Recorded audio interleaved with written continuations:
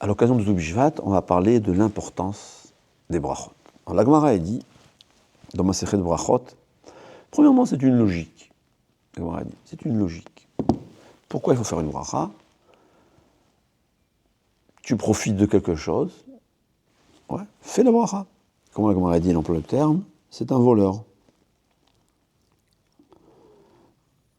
La Gemara a dit, et au fait, il y a deux Gemorot. Et là, la Gemara a dit, pourquoi on fait la bracha? C'est quoi la source? Pourquoi on fait faire une bracha? La Gemara a dit deux raisons. Il faut expliquer ça, c'est deux raisons valables, il y a deux raisons différentes. La Gemara a dit, c'est une logique. On n'a pas le droit de profiter de ce monde sans tirer profit, comme la Gemara a dit plus tard, que le monde appartient, d'un côté on voit que le monde appartient à Dieu, d'un autre côté on voit que le monde appartient aux êtres humains. La différence elle est avant la bracha et après la bracha. On a l'habitude de dire, c'est le Ritva qui dit, Rashi il explique un peu autrement.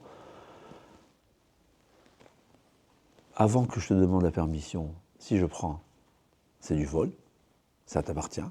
Et quand je te demande la permission, Akadosh Baruch Hu automatiquement il dit oui, eh ben, ça m'appartient, c'est pas du vol. C'est une logique. Et la bracha après, c'est une logique aussi. Avant, je demande la permission, et après, je remercie. Et on a dit aussi, on n'a pas le droit de tirer profit de ce monde sans bracha. Ma'al, comme on a dit, c'est quoi Ma'al? Mais il c'est la profanation. Il y a quelque chose de saint, on n'a pas le droit de l'utiliser personnellement. Alors en fait, le fruit est saint, c'est comme si ça appartenait à Dieu. C'est aussi un sens de ça, ouais. C'est-à-dire, comme on a dit, par exemple, quelqu'un qui a donné au Ekdesh, il a offert au Ekdesh de l'argent. Quelqu'un qui a utilisé, ça veut dire qu'il a profané le Ekdesh. Pourquoi?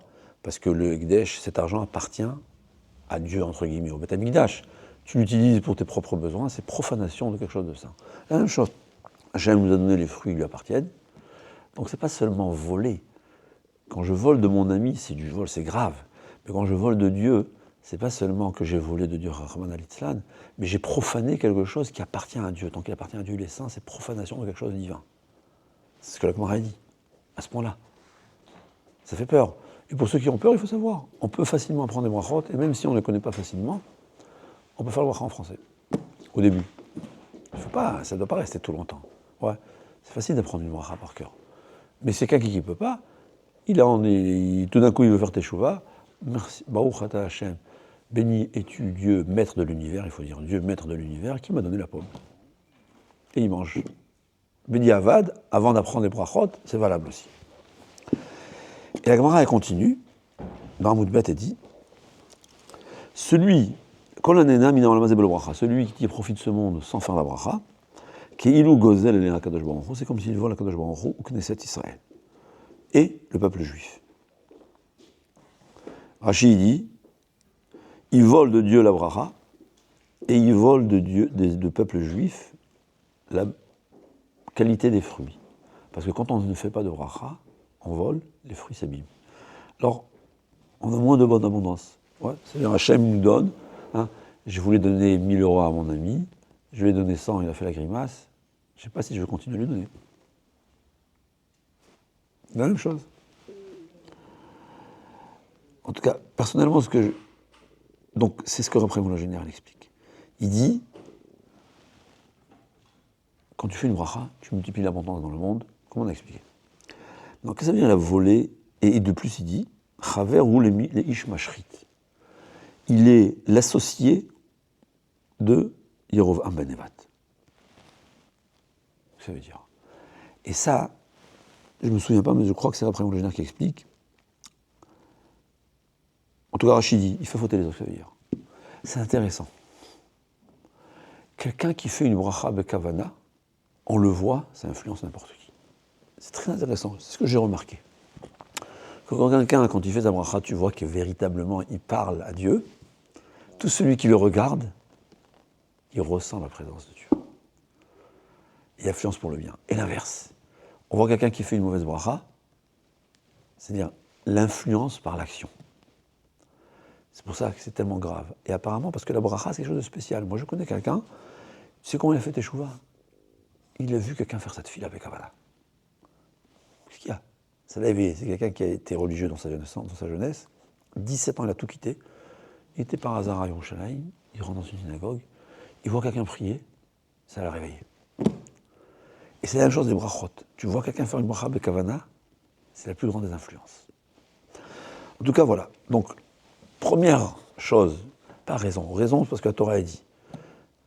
Tam, c'est goût. C'est donner une raison, c'est roux et goût. Alors, premièrement, on a dit, ça appartient à Dieu. Manger sans bracha, c'est voler de Dieu et c'est profaner quelque chose qui appartient à Dieu. Deuxièmement, quand on fait la bracha, on multiplie la bonté dans le monde. Troisièmement, c'est important à savoir, très intéressant, le Baal Shem Tov dit. Et pour comprendre ça, on va commencer par une histoire. Il n'est pas trop tard? On va commencer par une histoire. Une fois, le Rav Chaim Vital avait des difficultés à comprendre ce que le Harizal lui enseignait. Qu'est-ce que le Harizal, il le voit, il lui dit, tu sais pourquoi? Ce matin, tu as fait ta bracha chez l'Obekavana, pas suffisamment bien, avec ferveur. C'est-à-dire, il a fait la bracha, il n'a pas... je ne sais pas, c'est pour Rav Chaim Vital ne pas faire sa bracha, mais il n'a pas fait correctement. Ça veut dire. Dit le Baal Shem Tov. Le pasuk nous dit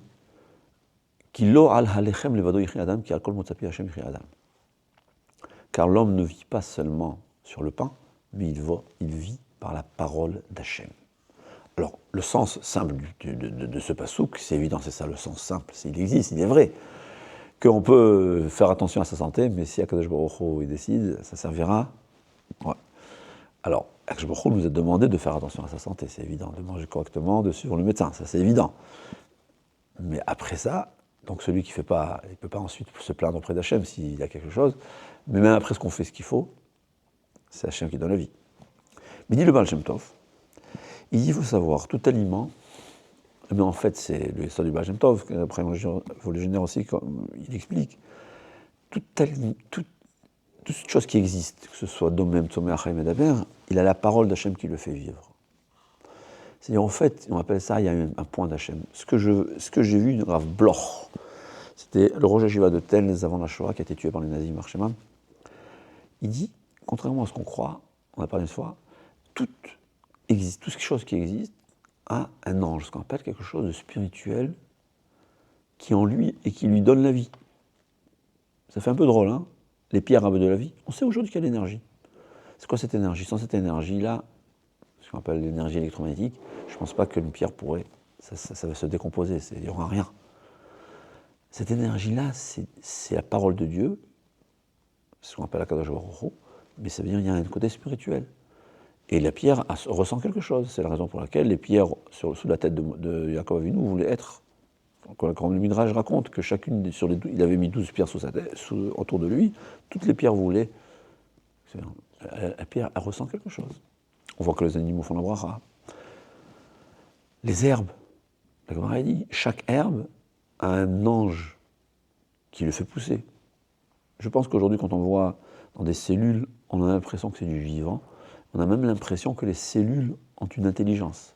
Alors, cette intelligence, d'après la Torah, ça existe, c'est vrai. C'est pas qu'on a l'impression, c'est vrai.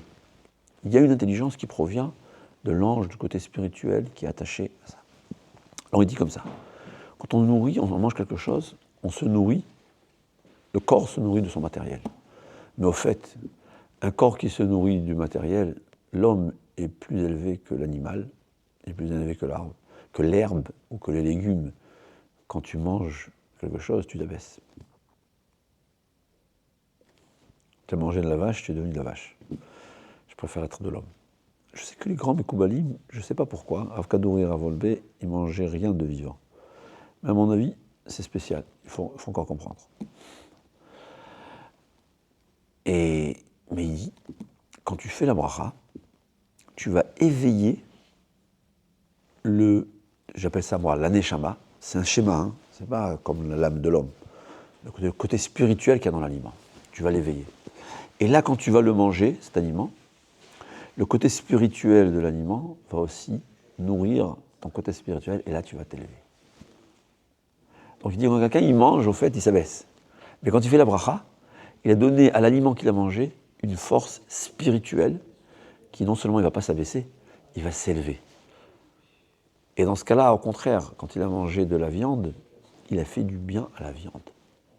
Ouais, parce que cette vache-là, qui était jusqu'à présent un animal, elle fait partie maintenant d'un homme, et l'homme, il est au service d'Hachem, sauf s'il faut, ras v'shalom, et c'est peut-être que l'avdafka un juif vadaï, parce qu'on fait les Torah Mitzvot, mais tout être humain, il est là au service d'Hachem, et le service d'un être humain en général, il est supérieur au service de l'animal, sauf exception, c'est pour ça que... Mais sauf exception, donc maintenant, cet animal-là, il fait partie de l'homme, et si en plus il l'a élevé, tu as élevé la vache. Comme j'ai dit que les gens bien qui n'ont pas mangé de viande, les vaches, elles vont venir en haut, elles vont les attaquer en justice. Pourquoi tu ne m'as pas mangé, hein? J'aurais pu maintenant être devenu un homme, mais de plus, au fait, maintenant, plutôt que je fais partie de l'homme, je fais partie de rien, au chas v'shalom d'un rachat. En tout cas, c'est ce que le Baal Shem Tov nous enseigne de la bracha. Il y a aussi une chose intéressante à savoir, c'est qu'il y a parfois des gilgulim, des réincarnations, c'est-à-dire comme l'Arizal nous explique, que l'homme, 3 fois en lui, c'est quoi le gilgul? C'est une possibilité de revenir sur Terre pour réparer les bêtises qu'on a fait. Ouais. Il ne gardait pas Shabbat, première fois, deuxième fois, troisième fois. Au bout de 3 fois, il va faire sa réparation par la souffrance. C'est quoi? C'est la neshama d'un homme dans le domaine. Le domaine, c'est des minéraux. Ensuite, il y aura un tikkun. Il sera réparé. Par exemple, ce minéral-là, on a utilisé pour une mitzvah, ou il a aidé une mitzvah. Il y aura une réparation à son âme. Ensuite, il sera dans le tsoméach, dans les végétaux, les animaux. Donc, ça veut dire, c'est quand il y a une neshama qui est réincarnée dans du poisson, dans du poulet, dans la viande, tu as fait la bracha. Il est arrivé à son tikkun, tu l'as réparé. Il peut rentrer maintenant au Gan Eden ou monter dans l'étape d'après. Ou bien dans les végétaux, c'est la même chose. Donc quand on fait la bracha, et surtout si on mange un aliment pour une mitzvah, c'est encore mieux. Et surtout si après qu'on a mangé, on est en bonne santé pour faire des mitzvot, alors c'est sûr que c'est ça. Donc le fait même de faire la bracha, ça fait une réparation à l'âme, entre guillemets. C'est pas seulement la neshama que Hachem a donné l'air, mais l'âme du fauteur qui va se réparer grâce à la bracha qu'on fait. Rien que pour comprendre ce que c'est, il y avait un Rav à Bnei Brak, oui, j'ai oublié son nom. Rav Shach, qui disait d'aller lui demander le brachot. J'ai complètement oublié. C'était un Mekoubal. Mais moi, j'ai eu un miracle ou le médecin s'est trompé. Voilà, ma femme était enceinte, le médecin nous a dit qu'il y a un problème grave. Rav Mandel, voilà. Je sais que Rav Shach, ils font pour. Même Rav Shach, il disait d'aller chez lui, donc Rav Shach, il pensait que ses brachot étaient encore plus. Dans le temps, Rav Shach était vivant. Et Rav Mandel, c'était le mois de Iyar. Il a dit Iyar, Ani Hashem Rof Echa, vous inquiétez pas. On est reparti chez notre médecin, tout va bien. Alors, comme je dis, ou le premier médecin s'est trompé, ou il y a eu un miracle, c'est peu importe. Une fois, il voit un chat, il dit voilà, telle et telle personne, c'est le guigoul de telle et telle personne. Et il a dit pourquoi? Il a dit maintenant que je vous enseigne ça, le fait même qu'on apprend du moussard, de la morale, du fait que, fut sa faute, il est réincarné dans un chat, et bien maintenant il est arrivé à son tikkun. C'est-à-dire, tous ceux qui ont été réincarnés dans ce qu'on appelle, pas dans l'homme, et ben, le fait même qu'il a été utilisé pour la moindre mitzvah, ça lui fait une réparation. Donc c'est sûr que quand on fait une bracha, pensez à ça. C'est-à-dire, en fait, on fait la bracha parce que c'est la vérité, parce que c'est sûr. Mais c'est bien de connaître d'autres raisons, parce que des fois, le Yetzer Hara, il nous fait oublier notre obligation. Hein. Alors savoir, au Yetzer Hara, on lui dit, on fait pour réparer le Gilgoul. Mais la vérité, c'est la volonté d'Hachem. C'est Hachem, c'est lui qui nous donne. Il n'y a rien de mieux. On n'est que gagnant dans le mitzvot. Voilà. Donc plusieurs raisons de faire une mitzvot. J'ai rajouté aux jeunes, parce que malheureusement, les jeunes aujourd'hui, ils utilisent la bouche pour trop de havérotes. Que ce soit vulgaire, jurer, maudire, insulter, embêter, Rahman al-Islam, l'autonou, préjudice, faire des paroles qui embêtent. Je leur dis, quand on fait une bracha, on répare la bouche. Il faut savoir, on a dit, quelqu'un qui il parle du mal, sa bouche elle est sale. Après il va dire des divrei Torah, il a dit divrei Torah qu'une bouche sale. Alors quand on fait une bracha, ça a une puissance de purifier, c'est un lavage de la bouche. Chaque bracha qu'on fait, c'est un lavage de la bouche, et ensuite, notre tefila, En fait, c'est un cercle vertueux. Parce que plus la bouche est propre, plus notre prière, notre Torah a de la valeur.